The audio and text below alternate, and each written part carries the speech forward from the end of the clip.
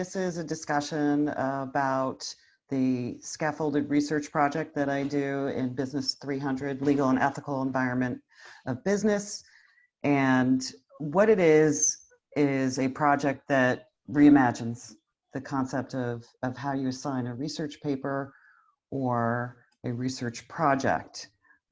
So before we go there, my teaching philosophy and how it ties into this assignment is that the real world is something where our students have to learn how to apply everything they're learning in our courses. So not only do I have to teach them about the fundamentals of law, but how to identify issues that are going to arise in business and how law and ethics are connected in the business world.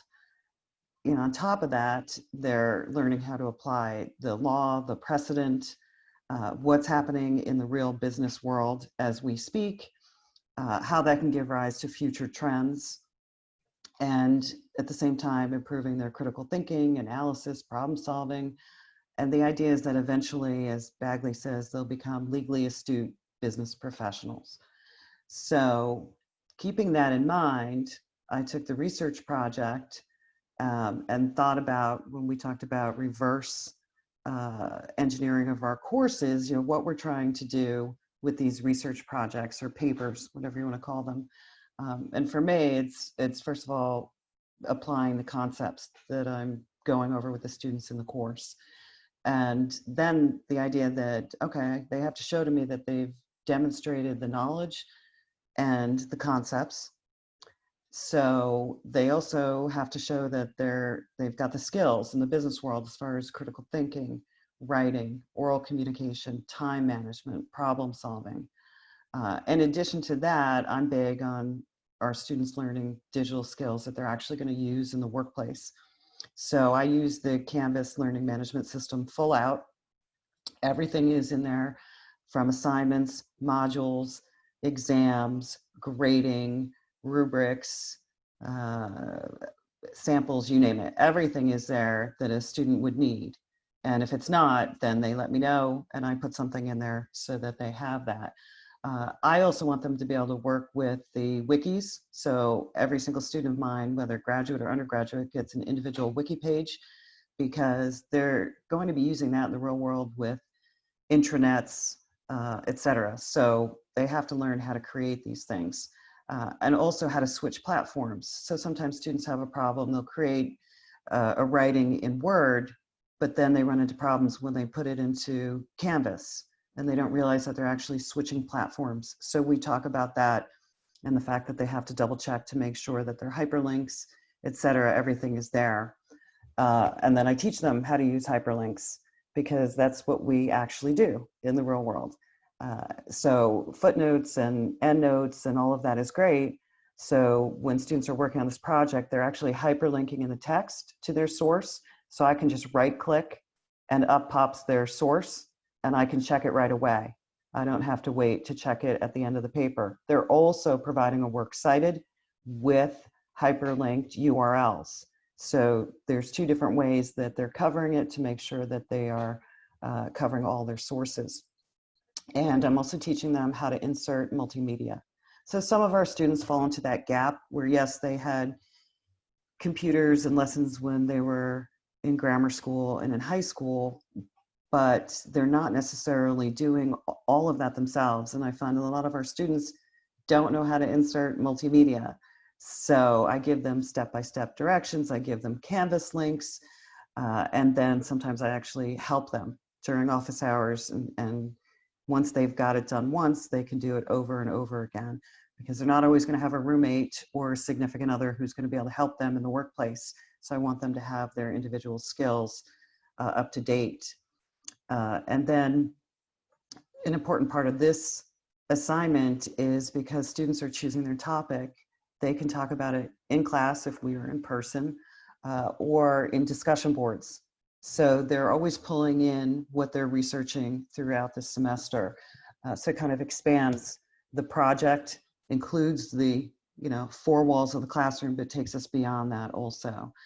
And it also gives them some individual initiative, and they can talk to each other about it as far as peer-to-peer sharing, and They might be talking to people at work if they're applying it to a work situation. So for them, this project goes beyond just, I need to write a paper and submit it at the end of the semester. All right, so what happens is the research project is broken up into pieces. Instead of just one paper that's submitted at the end of the semester, students first submit a proposal. They either get to pick the topic, and generally we know that if students are writing about something they're interested in, that they're going to write better. And sometimes students will be strategic about it and they'll pick something that has to do with their chosen profession or something that's happening at work, something that they could show their supervisors. So, I'm open as to those topics. Sometimes I'll pick a global topic. So this past summer, I chose the global topic of COVID-19 and how it's impacting business. And then everyone in the course chose a subtopic that interested them. And it was really very interesting, and they seemed to enjoy that. But obviously, it could be any topic or any global topic that an instructor would want to have the students address. Topics are due the second week of the course, and then thereafter, every other week, they submit a piece of their topic. Those pieces were identified in their proposal. So they know moving forward, oh, this week I'm writing about supply chain. Next week I'm writing about ethics. Next week I'm writing about the financial impact, whatever it might be related to my topic.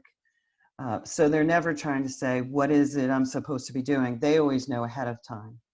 I give them the format in Canvas, including the required word count.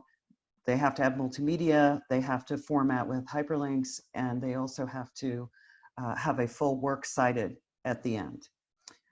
Once they are trying to figure out what their topic is and they go to submit, they also have a grading rubric. And the grading rubric is tied to the speed grader in Canvas. So they've got the rubric, they've got step-by-step directions, they submit to Canvas through the assignment link, and they're also submitting on their wiki page at the same time. That gives me two different places where I can comment on their work. In order to teach them how to use the wiki, sometimes I'll go in and I can edit their wiki, highlight, and say to them in the grading rubric, go look at your wiki. I made some changes so that you know how to do X, Y, or Z. And in the grading rubric, in the speed grader, I can put the points in and I can put in comments, explain why they lost points. It totals it and the grade goes automatically into the grade book. When I release those grades, students get that information back instantaneously. It's also in the grade book, so they always know how they're doing within the course. Submissions are graded within a week, so obviously an instructor could do this however they wanted to do this, but for me and balancing all my courses and just student expectations, I like to get it back within a week, but also because I allow them to revise and then they can improve their grade, improve their work so that the next submission, it's not the same mistakes over and over. And they can also go to the writing lab in order to get feedback either before or after I give them their grade so that when they resubmit, they've been either to the writing lab or they've done their own revisions and edits or they've updated. Students can change the topic once they've proposed it.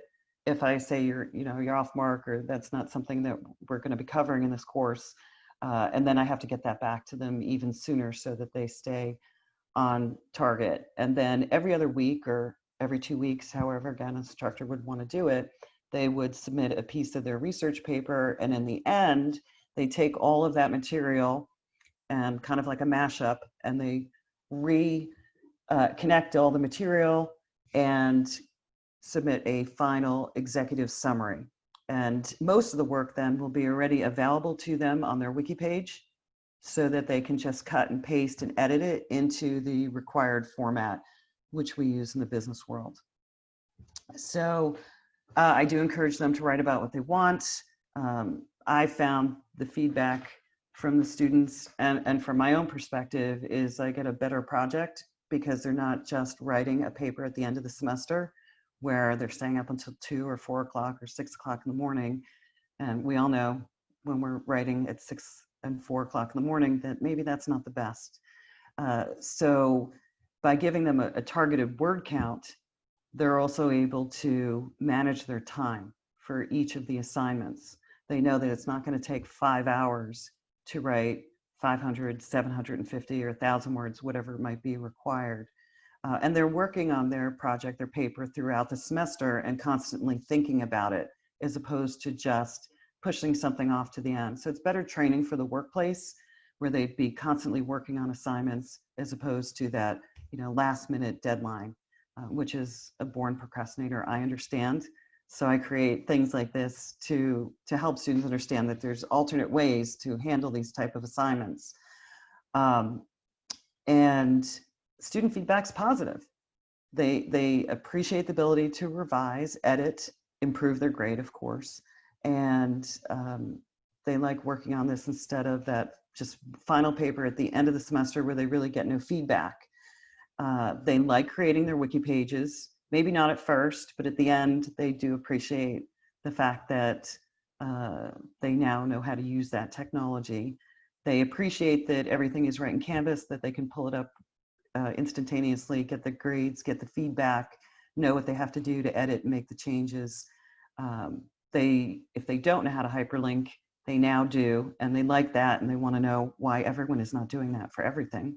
And I tell them, we are. Look at your email, look at the different sites that you go to on your phone. You're just clicking and going right to whatever is hyperlinked. So they do like that, and they like the idea of putting multimedia in.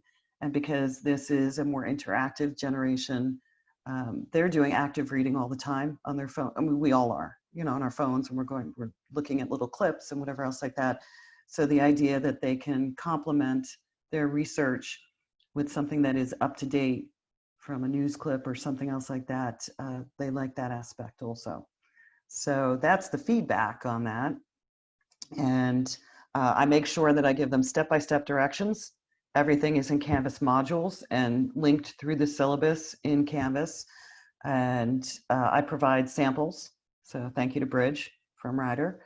So samples are provided so they can see the correct format from the proposal through the weekly submission, and including a full sample of what a final executive summary would look like. And yes, I got student permission to use that. And then in there are the samples for the hyperlinks. And one of the things that I do like about the speed grader is that not only can I put comments right in the grading rubric, but I can also, much like Google Docs or whatever else like that, I can add comment bubbles, strikeouts, etc., right on their document.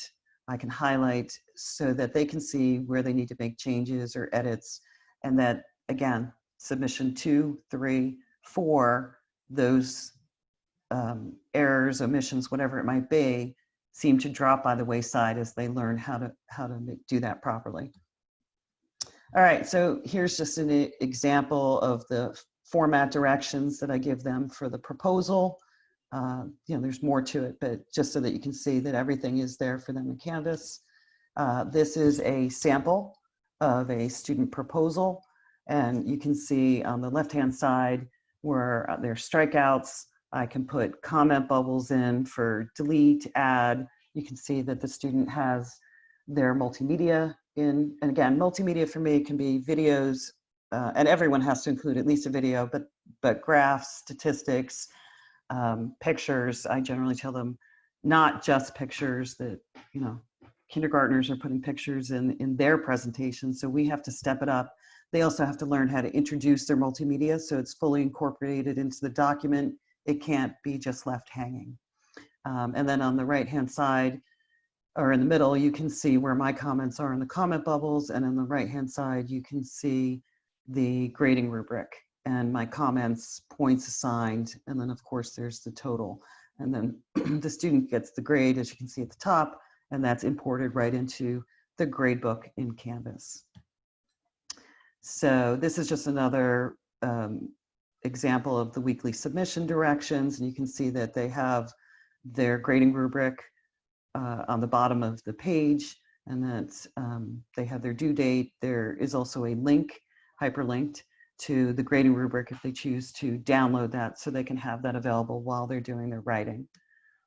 And these are the directions for the executive summary, including the grade rubric, and then the grade rubric is incorporated at the very bottom of the page also. So that's what I've got.